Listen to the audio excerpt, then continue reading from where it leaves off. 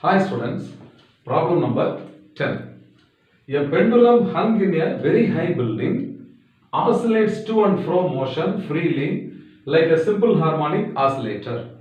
If the acceleration of the bob is 16 meter per second square at a distance of 4 meter from the mean position, then the time period has to be determined. It's a very simple numerical problem. So what are the given informations I have written first?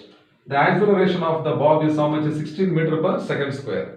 Then from the mean position, the bob is at a distance of 4 meter means x, the displacement x is equal to 4 meter. So at this displacement, what is the acceleration? Is 16 meter per second square. What we have to determine is the period of oscillation.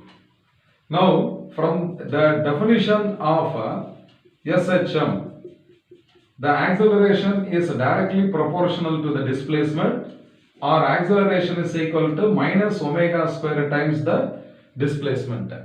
Now taking modulus on both sides and eliminating the negative sign, A is equal to omega square into x, or omega square is equal to A divided by x. Okay. So A is 16 and x is 4. So this is equal to 16 by 4, that is equal to 4. Therefore, omega is equal to square root of 4. So that is equal to 2 radian per second. The angular frequency omega is equal to 2 radian per second.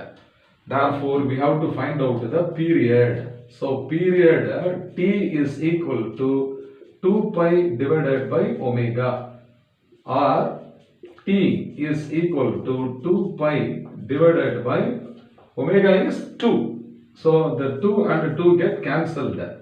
So this is equal to pi. Therefore, the period t is equal to, its magnitude is pi and unit is second. So pi second is the answer.